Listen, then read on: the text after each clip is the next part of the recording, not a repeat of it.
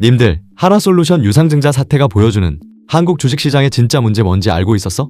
지난 3월 26일 하나솔루션이 2조 4천억 원 규모의 유상증자를 기습 발표했어. 그날 주가는 18%가 넘게 폭락했고 이틀 만에 시가총액 1조 6천억 원이 증발했거든. 근데 진짜 문제는 주가 폭락이 아니야. 이 사건 하나가 한국 주식시장의 구조적인 문제를 너무나 적나라하게 보여주고 있어. 그래서 오늘은 하나솔루션 유상증자 사태를 처음부터 끝까지 완전히 뜯어서 도대체 무슨 일이 일어난 건지, 왜 금감원까지 제동을 걸었는지, 그리고 이게 하나만의 문제가 아니라 한국 주식시장 자체의 구조적 문제인 이유까지 싹 다 정리해 줄 테니까 딱 집중해봐. 하나솔루션은 태양광 패널과 석유화학 제품을 만드는 회사야. 우리가 잘 아는 한화큐셀이 바로 이 회사의 태양광 사업 브랜드지. 시가총액 약 4조 7천억 원 규모로 한화그룹 내에서는 한화에어로스페이스 다음으로 시장에 관심이 높았던 종목이야. 그런데 이 회사가 3월 26일 장중에 대형 공시를 하나 던졌어. 발행 주식 수의 42%에 달하는 7,200만 주를 새로 찍어내겠다. 금액으로 치면 2조 3,976억 원이야. 상장사 단일 유상증자로는 작년 한화에어로스페이스에 이어 역대 두 번째로 큰 규모지. 이게 왜 문제일까? 유상증자로 주식을 새로 대량 발행하면 전체 주식 수가 늘어나. 회사의 전체 가치는 그대로인데 주식 수만 42% 늘어난 거니까 기존 주주들이 들고 있던 주식의 가치는 그만큼 크게 희석되는 거야. 내 지분 가치가 한순간에 쪼그라드는 셈이지. 하지만 이게 끝이 아니야. 시장과 투자자들을 진짜 분노하게 만든 건 이 막대한 자금의 사용처야. 조달하는 2조 4천억 원 중에서 무려 1조 5천억 원, 즉 전체의 62%가 순수하게 빚을 갚는 데 쓰인다고 발표했어. 남은 9천억 원을 미래 투자에 쓰겠다고 했지만 그마저도 당장 돈이 되는 게 아니라 2029년에나 상용화가 예상되는 차세대 기술에 투입하겠다는 거야. 정리하면 이거야. 주주들 주머니에서 돈을 빼내서 회사 빚을 갚고 남은 돈은 3년 뒤에나 성과가 나올지도 모르는 곳에 쓴다는 거지. 당장 주주에게 돌아오는 건 42%나 희석된 지분가치 폭락뿐이야. 여기까지만 보면 회사가 단순히 무리한 선택을 한 것처럼 보일 수 있어. 하지만 진짜 핵심 리스크는 지금부터야. 이번 사태를 제대로 꿰뚫어 보려면 하나솔루션의 재무 상태가 도대체 어떻게 이 지경까지 왔는지 그 구조를 봐야 해. 하나솔루션의 순차 입금, 그러니까 회사가 빌린 돈에서 현재 가진 현금을 뺀 순수한 빚이 2022년에는 4조 9천억 원이었어. 그런데 2025년 말 기준으로 이게 12조 6천억 원으로 폭증해. 불과 3년 만에 빚이 153%나 불어난 거야. 이 숫자가 얼마나 심각한 거냐면 하나솔루션의 시가총액이 약 7조 원 수준이야. 그런데 빚이 12조 6천억 원이면 회사 전체 시가총액의 1.8배에 달하는 빚을 지고 있다는 뜻이야. 주가가 올라서 시가총액이 커졌는데도 여전히 회사를 통째로 다 팔아도 빚을 전부 갚기에는 한참 모자란 상태라는 거지. 왜 이렇게 된 걸까? 차입에 의존한 공격적인 투자가 완벽하게 역풍을 맞은 결과야. 하나솔루션은 2022년부터 태양광 사업에 사활을 걸고 미국의 수직 계열화 공장을 지으면서 설비 투자를 4배 가까이 늘렸어. 하지만 투자를 쏟아붓는 동안 시장 상황은 정반대로 돌아갔어. 중국산 저가 태양광 패널이 시장에 쏟아지며 판매 단가가 박살났고 본업이던 석유화학마저 업황이 꺾이면서 2024년과 2025년 연속으로 대규모 영업 적자를 냈어. 2025년 영업 손실만 3,648억 원에 달해. 이제는 회사가 벌어들이는 돈보다 나가는 이자 비용이 더 큰 상황에 직면했어. 이걸 재무용어로 순차입금 대비 에비타 비율이라고 해. 쉽게 말해 지금 버는 돈으로 빚을 다 갚으려면 몇 년이 걸리는지 보여주는 지표야. 한국 기업 평가 기준으로 이 비율이 3.5배를 넘어가면 위험신호로 봐. 그런데 하나솔루션은 이 비율이 2022년 3.1배에서 2025년 무려 29.1배까지 치솟았어. 벌어서 빚 갚는데 29년이 걸린다는 뜻이야. 재무 상태가 이렇다 보니 신용등급에도 빨간불이 켜졌어. 현재 하나솔루션의 신용등급은 AA-인데 등급 전망이 부정적으로 떨어졌어. 여기서 등급이 한 단계만 더 하락해서 A+가 되면 앞으로 2년 안에 만기가 돌아오는 1조 8천억 원 규모의 회사채를 상환하거나 차환할 때 훨씬 더 비싼 이자를 물어야 해. 더 심각한 문제는 외화대출이야. 하나솔루션의 유럽 자회사인 Q에너지 솔루션즈가 빌린 2억 1,500만 유로, 우리 돈으로 약 3,700억 원 규모의 대출이 있어.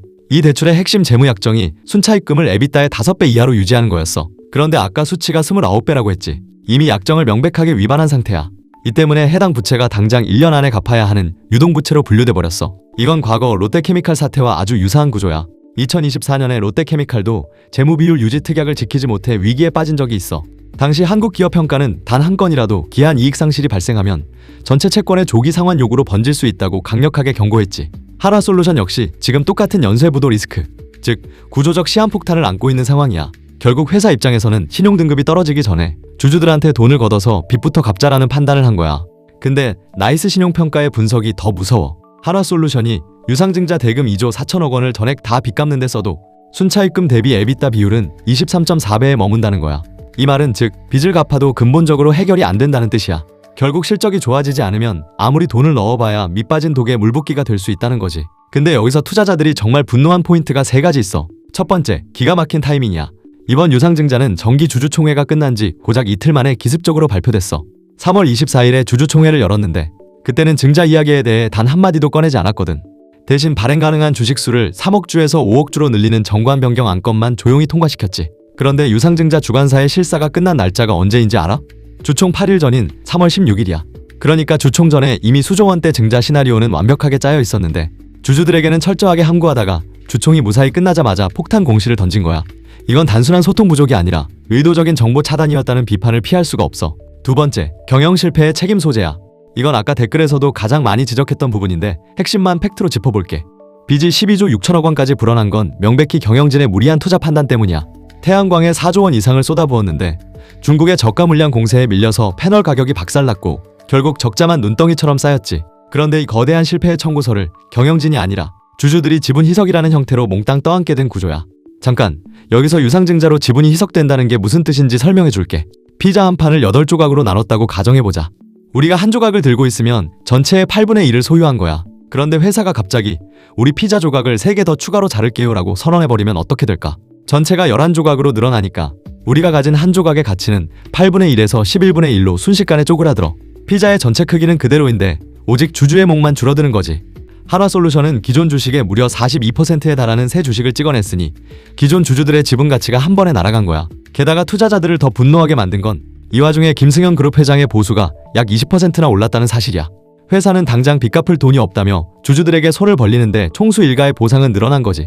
여기에 한화에너지가 김동관 부회장 형제들에게 배당으로 1,000억 원을 지급했다는 소식까지 더해지면서 주주들의 분노에 기름을 부었어. 세 번째, 노력의 진정성 문제야. 물론 회사가 유상증자 전에 아무것도 안 한 건 아니야. 2024년부터 2025년까지 약 2조 3천억 원 규모의 비핵심 자산을 매각했고 7천억 원 규모의 연구체도 발행했어. 하지만 투자자들의 시선은 아주 냉정해. 진짜 팔 수 있는 핵심 자산은 다 팔았느냐라고 묻는 거지. 한화솔루션은 한화시스템이나 한화에너지 같은 그룹 내 다른 알짜 계열사 지분도 쥐고 있거든. 이런 걸 매각해서 급한 불을 끄지 않고 왜 만만한 주주들에게 먼저 손을 벌리느냐는 거야. 그래서 지금 소액 주주들이 본격적으로 행동에 나섰어.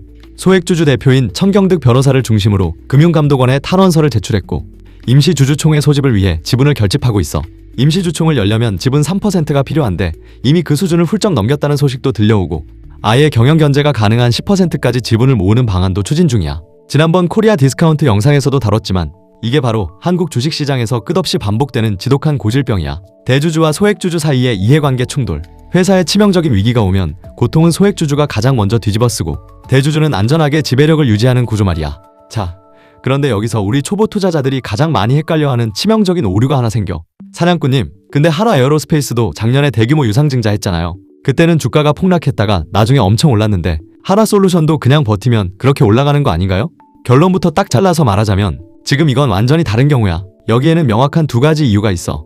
작년 한화에어로스페이스의 유상증자는 성장을 위한 증자였어. 전 세계적으로 방산수주가 폭발적으로 밀려드는데 당장 공장을 돌릴 생산 능력이 부족하니까 그걸 빠르게 확장하려고 돈을 모은 거야. 지금 당장 돈을 더 많이 벌어들이기 위해 투자하겠다는 논리였지. 이런 증자는 일시적으로 주가가 빠지더라도 실적이 받쳐주기 때문에 결국 강하게 반등해. 반면에 이번 한화솔루션은 철저하게 생존을 위한 증자야. 본업에서 대규모 적자가 나고 빚은 12조 원 넘게 쌓이고 신용등급까지 강등될 위기에 처하니까 당장 부도를 막으려고 주주들에게 돈을 걷어가는 거야. 망하지 않기 위해 돈을 내놓으라는 논리인 거지. 성장을 위해 가속 페달을 밟는 돈과 당장 생존하기 위해 산소호흡기를 다는 돈. 이 본질적인 차이를 완벽하게 이해하면 앞으로 시장에서 어떤 유상증자 공시를 마주하더라도 절대 속지 않을 거야. 자, 그럼 이번 사건의 진짜 반전으로 넘어가자. 4월 9일 금융감독원이 한화솔루션의 유상증자 증권신고서에 대해 정정신고서 제출을 요구했어. 이게 무슨 뜻이냐면 금감원이 한화솔루션한테 당신들이 제출한 서류가 부실해서 투자자들이 제대로 판단할 수가 없다. 다시 제대로 써서 가져와라 라고 제동을 건 거야. 이 정정 요구가 떨어지면서 증권신고서의 효력이 정지됐고 원래 오늘인 4월 10일에 효력이 발생할 예정이었던 유상증자 절차가 사실상 멈춰섰어. 금감원이 구체적으로 문제 삼은 건 3가지야. 형식 요건이 미흡한 경우, 중요사항이 누락되거나 불명확한 경우, 그리고 투자자의 합리적 판단을 저해할 우려가 있는 경우. 여기서 주목할 건 3개월이라는 데드라인이야. 한화솔루션이 3개월 안에 정정신고서를 제출하지 않으면 이번 유상증자 계획 자체가 철회된 것으로 간주돼. 근데 이 과정에서 또 하나의 논란이 터졌어. 4월 3일 주주간담회에서 한화솔루션의 최고 재무책임자 CFO가 금감원과 사전에 교감이 있었다는 취지의 발언을 했거든. 금감원이 바로 사실이 아니다라고 부인했고 회사도 뒤늦게 개인의 표현 실수라고 사과했지만 이 CFO는 결국 대기 발령 처분을 받았어. 유상증자를 총괄해야 할 재무 책임자가 대기 발령됐다는 건 이 프로젝트 자체의 동력이 크게 흔들렸다는 뜻이야. 자, 그럼 이런 어마어마한 사태가 왜 일어나는 걸까? 이걸 알기 위해선 먼저 한국 시장의 근본적인 문제를 알아야 해. 왜냐면 이게 한화솔루션만의 문제가 아니라 한국 주식시장 전체의 문제거든. 사실 한국 주식시장에서는 이런 일이 구조적으로 반복되고 있어. 멀리 갈 것도 없어. 바로 며칠 전 HD 한국조선해양이 3조 원 규모의 교환사채 EB를 발행하겠다고 공시했어. 교환사채가 뭐냐면 회사가 채권을 발행하는데 나중에 그 채권을 주식으로 바꿀 수 있게 해주는 거야. 결국 주식이 늘어나니까 유상증자랑 효과가 비슷한 거지. 이것도 주주들의 지분을 희석시키는 구조야. 댓글에서도 HD 한국조선해양도 똑같다는 반응이 나왔었어. 더 거슬러 올라가면 2015년 삼성물산과 제일모직의 합병도 있었어. 당시 소액 주주들은 합병 비율이 불공정하다고 거세게 반발했지만 대주주 중심의 의결 구조 속에서 결국 합병은 통과됐지. 미국 헤지펀드 엘리엇이 반대표를 던졌지만 막지 못했어. 그때도 지금과 똑같은 말이 나왔어. 대주주가 회사를 자기 것처럼 운영한다. 대한항공도 마찬가지야. 아시아나 인수 과정에서 대규모 유상증자를 단행했는데 소액주주 동의 없이 이사회 결의만으로 진행됐거든. 이게 뭘 보여주냐면 한국 주식시장에서는 대주주가 필요할 때 소액주주의 돈을 가져다 쓰는 구조가 10년 넘게 반복되고 있다는 거야. 그래서 외국인 투자자들이 한국 주식을 살 때 코리아 디스카운트라는 할인을 붙여 같은 실적, 같은 성장성을 가진 회사라도 한국에 상장돼 있다는 이유만으로 20에서 30% 싸게 평가하는 거야. 왜? 이 회사가 돈을 벌어도 그 이익이 나한테 제대로 돌아올지 모르니까. 유상증자로 지분이 희석될 수도 있고 대주주가 자기 이익을 우선할 수도 있고 이 불신이 할인율로 반영되는 거지. 실제로 한국 코스피의 PER, 그러니까 기업이 1년에 버는 돈 대비 주가 배수가 약 10배 수준인데 미국 S&P 500은 21배, 일본 니케이는 16배야. 똑같이 1조 원을 벌어도 한국 기업은 10조 원짜리 회사로 미국 기업은 21조 원짜리 회사로 평가받는 거야. 이 차이가 바로 코리아 디스카운트야. 한화솔루션 사태는 이 코리아 디스카운트가 왜 존재하는지를 가장 적나라하게 보여주는 사건인 거야. 그럼 구조적인 원인 3가지로 정리해줄게. 첫 번째, 상장회사를 대주주가 자기 회사처럼 운영하는 구조야. 한화솔루션의 최대 주주는 지주회사인 주식회사 한화야. 지분율 36.31%. 한화의 최대 주주는 김승현 회장과 김동관 부회장 등 총수 일가가 54%를 보유하고 있어. 결국 총수 일가가 주식회사 한화를 지배하고 한화가 한화솔루션을 지배하는 피라미드 구조야. 이 구조에서는 소액 주주의 목소리가 의사결정에 반영되기 어려워. 2조 4천억 원짜리 유상증자를 주총 이틀 뒤 이사회에서 결정했는데 새로 선임된 사회이사들이 이틀 만에 이 규모의 안건을 제대로 검토했을 리가 없잖아. 두 번째, 유상증자에 대한 제도적 견제가 약하다는 거야. 미국에서는 대규모 유상증자를 하려면 기존 주주들의 동의를 받아야 하는 경우가 많아. 뉴욕 증권거래소 규정상 기존 발행 주식의 20% 이상을 신규 발행하려면 주주 투표를 거쳐야 하거든. 근데 한국에서는 이사회 결의만으로 가능해. 주주총회에서 정한 발행 가능 주식 총수 범위 아니면 이사회가 알아서 결정할 수 있는 거야. 이걸 쉽게 비유하면 이런 거야. 미국은 집을 증축하려면 아파트 전체 입주민 투표를 받아야 하는 시스템이야. 근데 한국은 관리사무소가 알아서 결정하고 공사 시작한 다음에 입주민한테 통보하는 시스템인 거지. 한화솔루션이 주총에서 발행 가능 주식 수를 5억 주로 늘려놓은 게 결국 나중에 이사회 단독으로 유상증자를 결정할 수 있는 판을 미리 깔아둔 거였던 거야. 세 번째, 경영 실패에 대한 책임이 주주에게 전가되는 문화야. 이건 이번에 소액 주주들이 가장 분노하는 지점인데 생각해봐. 태양광 사업에 4조 원 넘게 투자한 건 경영진의 결정이야. 중국발 저가 공세에 대한 리스크 관리를 제대로 못한 것도 경영진의 책임이야. 근데 그 결과로 쌓인 12조 6천억 원의 빚을 갚기 위해 주주들한테 2조 4천억 원을 내놓으라고 한 거잖아. 실패한 사람은 따로 있는데 비용은 주주가 내는 거야. 이건 한화솔루션만의 문제가 아니라 한국 주식시장에서 반복되는 패턴이야. 자, 그럼 투자자로서 지금 당장 무엇을 확인해야 할까? 실전 핵심 체크포인트 딱 3가지만 짚어볼게. 첫째, 유상증자 공시가 나왔을 때 반드시 자금 사용 목적을 확인해야 해. 이게 성장을 위한 투자인지 아니면 급한 빚 갚기인지. 이 차이가 유상증자 이후의 주가 방향을 완전히 결정하거든. 이번처럼 조달 자금의 60% 이상이 순수하게 빚 갚는 데 쓰이는 유상증자는 주주 입장에서 극도로 경계해야 하는 신호야. 둘째, 순차입금 대비 에비타 비율을 체크해야 해. 이 비율이 5배를 넘어가면 재무적으로 위험 구간에 진입했다는 뜻이야. 아까 한화솔루션은 29배라고 했지. 본인이 투자하고 있는 기업의 이 비율이 현재 어느 정도 수준인지 반드시 직접 1차 데이터를 확인해보는 습관을 들여야 해. 셋째, 유상증자 발표 전후 대주주의 행동을 봐야 해. 한화솔루션의 경우 유상증자 발표 직후에 김동관 부회장이 30억 원 규모의 자사주 매입을 발표했어. 하지만 2조 4천억 원짜리 유상증자 규모에 비하면 30억 원은 고작 0.12% 수준이야. 주주들이 전형적인 보여주기식 매수라고 싸늘하게 반응하는 이유가 바로 이거야. 딱 하나만 더 깊게 들어가 보자. 이 사태에서 반드시 경계해야 할 치명적인 리스크 포인트 3가지야. 첫째, 유상증자가 막혔을 때의 대안이 더 나쁠 수 있어. 금융감독원이 제동을 걸었다고 무조건 환호할 일이 아니야. 회사가 이 자금을 제때 조달하지 못하면 신용등급이 강등되고, 그러면 기존 회사채 차환 비용이 급증해서 오히려 회사 전체의 생존이 더 위태로워질 수 있거든. 둘째, 2030년까지 추가 유상증자는 없다는 약속의 신뢰도야. 하나솔루션은 2021년에도 1조 2천억 원 규모의 유상증자를 진행했어. 그때도 앞으로 안 하겠다고 약속했지만 결국 5년 만에 또 손을 벌린 거잖아. 시장에서 한번 깨진 신뢰를 되돌리기는 매우 어렵다는 게 가장 큰 리스크야. 셋째, 태양광 업황 자체의 구조적 불확실성이야. 중국 태양광 기업들의 덤핑 수준 저가 공세가 끝날 기미가 보이지 않고, 미국 IRA 보조금 역시 트럼프 행정부의 정책 방향에 따라 대폭 축소될 가능성이 존재해. 회사가 기대하고 있는 AMPC 9,500억 원이라는 숫자도 향후 정책 변화에 따라 언제든 줄어들 수 있다는 점을 냉정하게 체크해야 해. 물론 주식시장에서 맹목적인 비관은 절대 금물이야. 중립적인 시각에서 반대편의 논리도 객관적으로 체크해보자. 무조건 투자하라는 게 아니라 회사가 내세우는 긍정적인 요인도 팩트로 확인해두자는 뜻이야. 첫째, 미국 카터스빌 공장의 수직 계열화 효과야. 2026년 하반기에 공장이 완성되면 미국 IRA에 따른 첨단 제조 세액 공제, 즉 AMPC가 본격적으로 유입돼 2026년 예상 수령액만 약 9,500억 원이야. 미국 내에서 인곳, 웨이퍼, 셀, 모듈까지 전 공정을 다 갖추면 각 공정마다 보조금이 차곡차곡 쌓이는 구조거든. 카터스빌 공장이 올해 3분기부터 100% 가동을 목표로 하고 있어. 둘째, 페로브스카이트 텐덤 셀 기술력이야. 한화큐셀은 이 분야에서 대면적 기준 28.6%라는 세계 최고 수준의 발전 효율을 달성했어. 기존 실리콘 태양전지가 이론적 한계에 다다른 상황에서 이 차세대 기술이 상용화되면 중국의 물량 공세를 기술력으로 따돌릴 수 있는 강력한 무기가 될 수 있어. 회사는 2029년 기가와트급 양산을 통해 두 자릿수 수익성 확보를 노리고 있지. 셋째, 금감원의 정정 요구가 오히려 주주들에게 유리한 방향으로 풀릴 가능성이야. 유상증자 규모가 축소되거나 과거 한화 에어로스페이스 사례처럼 제3자 배정 방식이 추가되면 소액 주주의 지분 희석 부담이 일정 부분 줄어들 수 있어. 작년 한화 에어로스페이스도 3조 6천억 원에서 시작했다가 금감원의 두 차례 정정 요구를 거치며 2조 3천억 원으로 축소 보완된 전례가 있거든.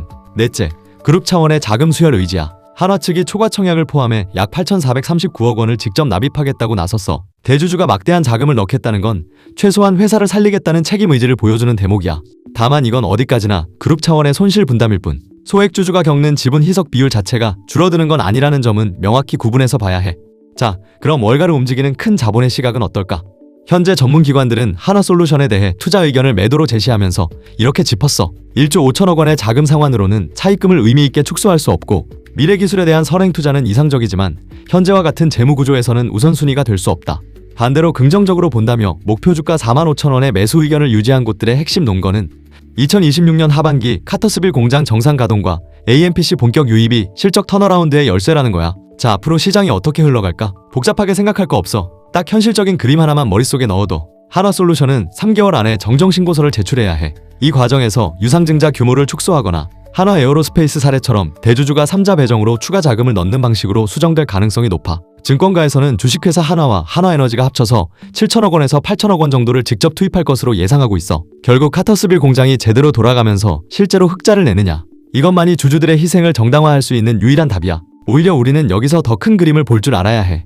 지난번 상법 개정 영상에서도 말했지만 이재명 정부가 추진하는 상법 개정안에는 이사의 충실 의무 대상을 회사에서 회사와 주주로 확대하는 내용이 포함되어 있어. 만약 이 법이 시행되고 있었다면 한화솔루션 이사회가 주총 이틀 뒤에 주주와 소통 없이 2조 4천억 원 유상증자를 결의하는 게 가능했을까? 훨씬 더 어려웠을 거야. 이사들이 주주에 대한 충실 의무를 지게 되면 이렇게 급하게 주주에게 불리한 결정을 내리는 게 법적 리스크가 되거든. 한화솔루션 사건은 왜 상법 개정이 필요한지를 가장 생생하게 보여주는 사례인 거야. 그리고 한 가지 더. 한화솔루션은 유상증자 발표 때 향후 5년간 주주환원 정책도 같이 내놨어.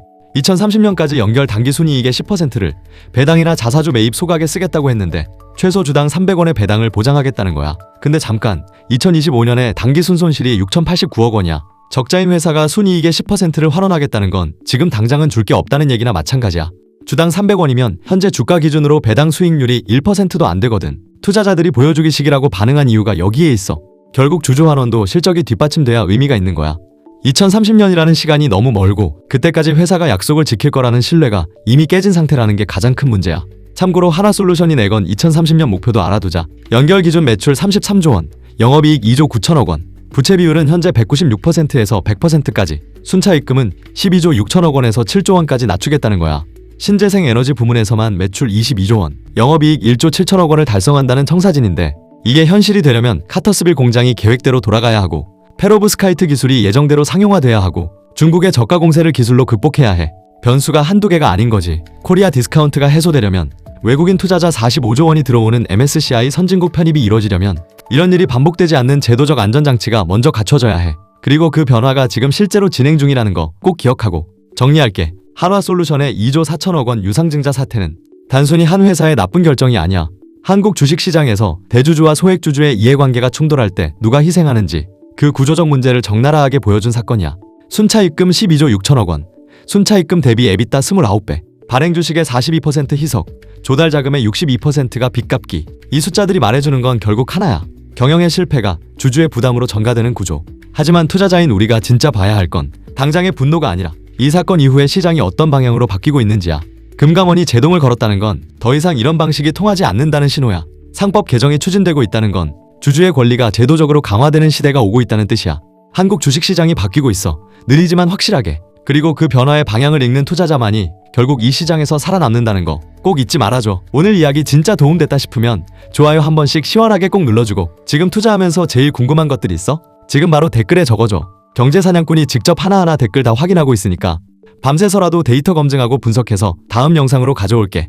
이렇게 경제사냥꾼 구독자들에게 도움되는 진짜 정보 하나도 빠짐없이 매일 전부 다 알려줄 거니까 경제사냥꾼 구독과 알림 설정 꼭 해두고 우리 진짜 다 같이 부자 되자.